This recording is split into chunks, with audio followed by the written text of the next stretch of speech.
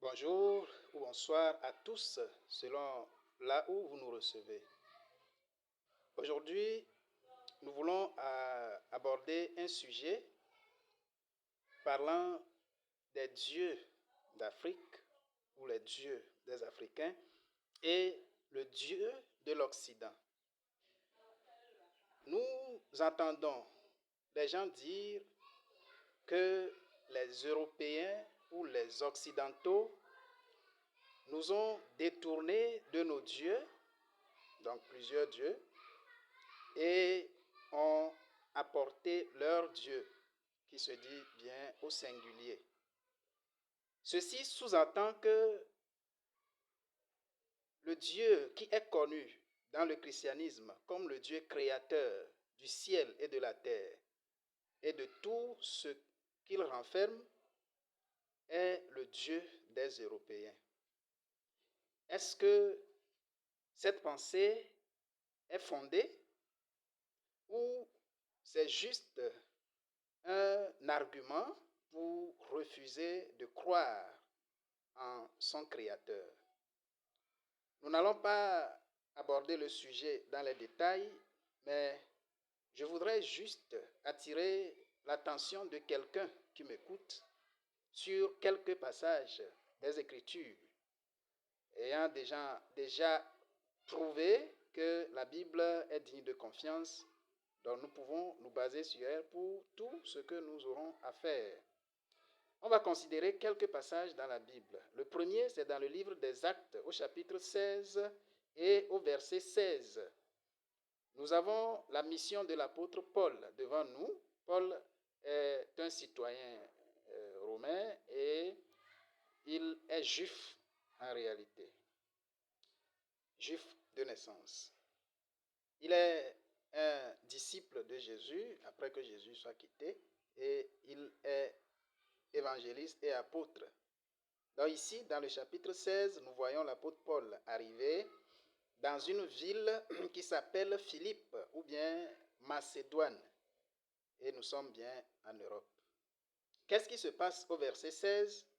Comme nous allions au lieu de prière, une servante qui avait un esprit de python, donc un serpent, et qui en devinant procurait un grand profit à ses maîtres, vint au-devant de nous et se mit à nous suivre, Paul et nous. Elle criait, ces hommes sont les serviteurs du Dieu très haut et ils annoncent la voie du salut. Elle fit cela pendant plusieurs jours. Paul, fatigué, se retourna et dit à l'esprit, je t'ordonne au nom de Jésus-Christ de sortir d'elle. Et il sortit à l'heure même. Voilà à Philippe ce qui s'est passé. Cette fille, possédée par un esprit de python, un esprit de serpent, donc un démon, qui utilisait ce moyen pour deviner, donc prédire les choses. Et les gens croyaient. Et elle avait un maître. Et son maître tirait profit de cette pratique. L'arrivée de l'apôtre Paul les mettait en danger. Donc, elle voulait user de dissimulation pour détourner l'attention de l'apôtre Paul, afin qu'il puisse finir son travail et partir sans les toucher et qu'ils puissent continuer leur entreprise. Donc là, il reconnaissait en Paul qu'il a une puissance qui dépassait de loin la puissance de l'esprit de Python. Voilà pourquoi il essayait de se cacher ou de se camoufler. Mais l'apôtre Paul a détecté tout de suite cette malice, ou peut-être pas d'un seul coup, mais en faisant cela pendant plusieurs jours, l'apôtre Paul a compris et a discerné qu'un esprit animait cette femme. Et il a ordonné et l'esprit a libéré la femme. La suite, nous voyons que cette délivrance qui n'avait pas été voulu par la fille, qui n'est pas désirée, vous voyez, a coûté la prison à l'apôtre Paul. C'est la voie de Dieu. Nous ne voulons pas aborder ce côté-là, mais nous voulons déjà attirer notre attention sur ce fait. Un serpent N'avons-nous pas des dieux serpents chez nous, ici, en Afrique? N'avons-nous pas plusieurs clans ou ethnies qui ont comme dieu qu'ils adorent le serpent? Mais nous voyons ici que l'idée selon laquelle les Européens ou bien les Occidentaux sont venus nous détourner de nos dieux, l'objectif de cette vidéo, c'est juste pour nous faire comprendre que ici, dans ce verset, nous ne sommes pas en Afrique, nous sommes bien sûr en Europe. Et le Dieu qui nous est présenté ici, c'est un Dieu python, un Dieu serpent.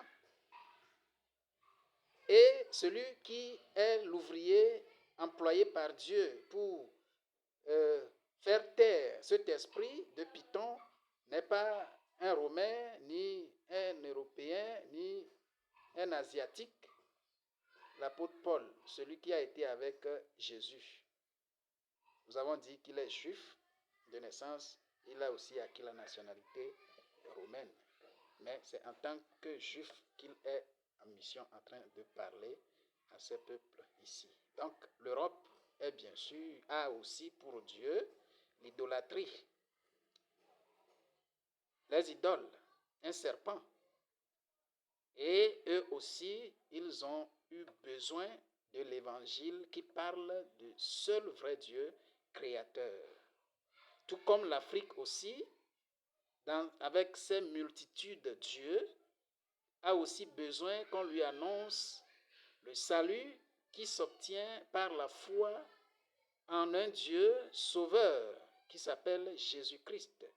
Et c'est ce que l'apôtre Paul faisait. Nous ne devons pas croire que les dieux ou bien ces idoles que l'Afrique adorait sont de véritables dieux.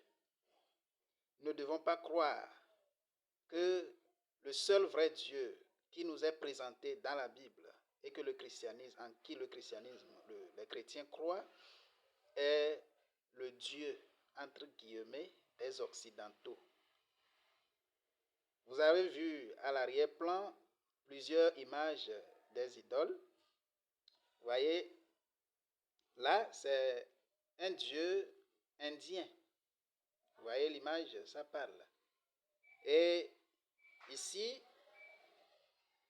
c'est le temple d'un Dieu qui s'appelle la Diane, la grande Diane. Et l'idole elle-même, sa représentation, c'est ça qui est là, en haut à côté ici. Nous verrons tout ça là dans les vidéos prochaines.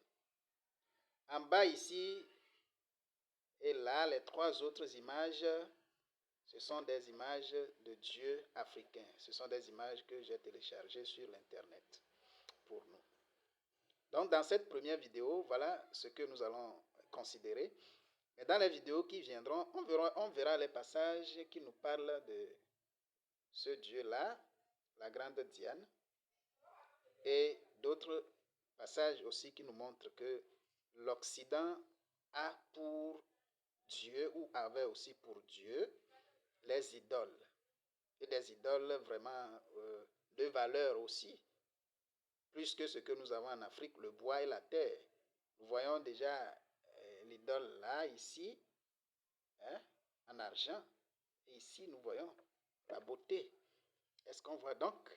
Ce n'est pas l'Afrique qui a comme religion l'idolâtrie, mais toute la terre était dans l'idolâtrie avant que Dieu n'appelle un peuple, le peuple d'Israël, à lui. Chers amis, vous qui nous suivez, nous vous interpellons à revenir et à considérer les Écritures et à croire le Dieu qui se révèle des cieux et qui s'est manifesté en Jésus-Christ comme le Dieu créateur, le Dieu sauveur. C'est lui qui m'a créé, c'est lui qui t'a créé. Il veut être ton sauveur comme il est mon sauveur. Ces monticules de terre et des bois taillés ne peuvent pas sauver, ne peuvent pas donner la vie. Et l'Afrique, tout comme l'Europe, tous ces continents sont idolâtres. Ils ont besoin d'un sauveur. Je vous remercie. Dans les prochaines vidéos, nous verrons la suite. Si vous avez un commentaire, vous pouvez le